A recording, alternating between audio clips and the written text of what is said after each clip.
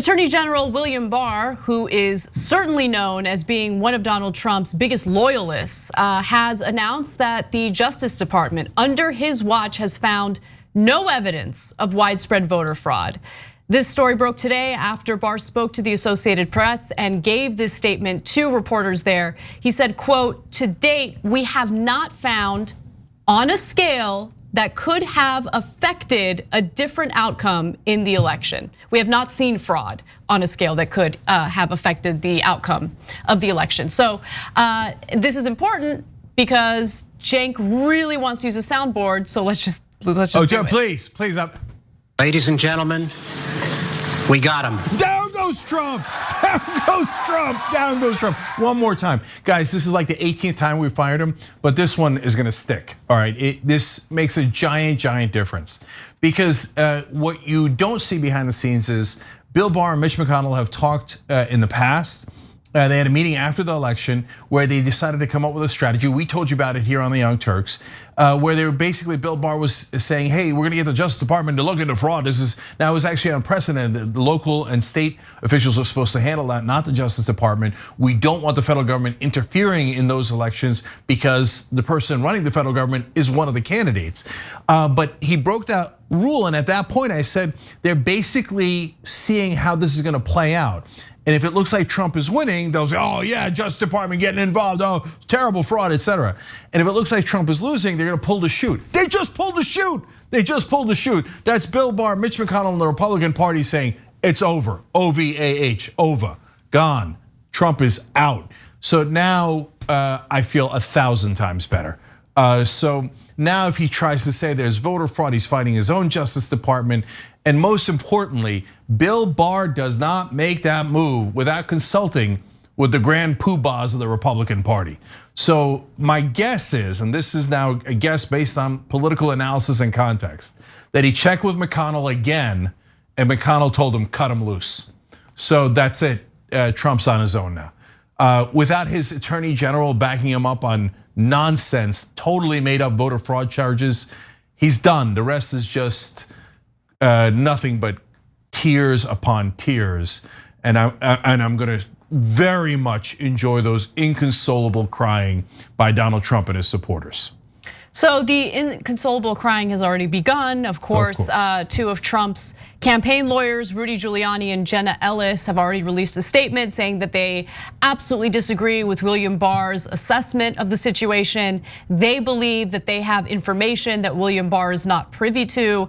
And sure, yeah, they do. Yeah, William the Kraken Barr and the fire hose and all that. Yeah, William Barr, in addition to the intelligence community, which also helped investigate these allegations of widespread voter fraud, are somehow not privy to what Rudy Giuliani knows about? Okay, sure.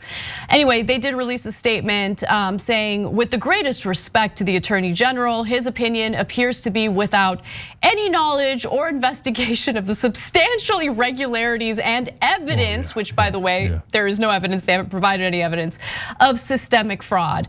And so one thing to also keep in mind is, prior to Election Day, William Barr not only enabled a lot of Donald Trump's terrible behavior, he also enabled Donald Trump in spreading disinformation about the validity of mail-in ballots.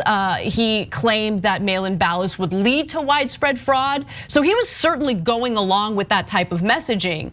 But understand that there is all these accusations lack evidence to the point where even William Barr is like, I don't know, homie, couldn't find the evidence. I don't know what to tell you. And Barr hasn't been hanging out in the White House often lately. He's kind of stayed away, but today he did visit the White House.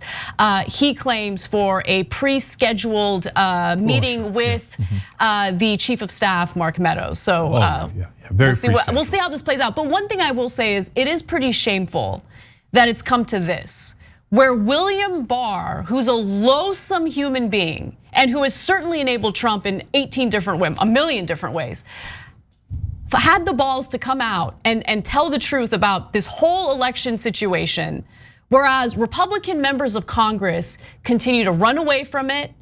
They either continue to enable him, or if they try to push back, they do it in the most craven, pathetic, feckless way. It says something about our congressional lawmakers, certainly GOP lawmakers in this case. Yeah, I have a couple more things to add. First of which is na na na na na na na na na na. Second of which is collecting MAGA tears for my too strong coffee. All right, we're rid of the guy. We're rid of the guy. Now the rest is nonsense. So look, I'm the only person on the left side, not the only person, but I'm among the few who thought, look, man, there's some percentage chance, and I had it at 10% at some point, 5% at another point. It's low, but it wasn't zero that they could pull off a clown coup. And the clown coup is, hey, the state legislators go, we don't care who won, we're putting forth different electors, etc. This Barr doing this basically says Mitch McConnell and the others said, no clown coup. We gave you a lot of rope, and we know what you did with it. But we're now at a crossing point. So why did they get to the tipping point? This last part is important. Now I'm into like really trying to mind read here. I'll be honest. The rest is factual, and then we gave you some context in terms of the McConnell-Barr relationship. Now this part is speculation. And I'm actually being kind to the Republicans here. I think that when DeGeneres started talking about executing the former Department of Homeland Security cybersecurity chief, that DeGeneres was one of Trump's lawyers. We're going to talk more about him later in the show. It got to a point where the Republican leadership made the calculation. Look, we were still winning up until this point in this madness and chaos. Why? One, we had a small percentage chance that we could actually take power, and so let's let it play out and see if we can do that. Two, we're delegitimizing this election as if we didn't lose. And that helps us with our propaganda, with our framing, with our branding, and we'll call Biden an illegitimate winner, and that'll help us defeat all of his proposals. But once you got to the violence, I mean, you got an evangelical preacher who was talking about executing people. Then you got Trump's own lawyer saying that the cybersecurity chief should be taken out at dawn and shot. Of course, now he claims, I was kind of maybe kidding, although I didn't say I was kidding at all. So once we got to that point, now McConnell and the rest, I believe, got to the conclusion where this is now hurting the Republican brand, which seemed not possible. I mean, they've done the most loathsome, horrible, horrific things, but since there's almost no one on the other side, they get to do all of that and frame it any way they like. So, but now it's a bridge too far, and you've got Republicans in absolute like rebellion in Georgia. They're furious, Republican officials in Georgia, saying you're definitely hurting our chance of holding the Senate. That's the most important part.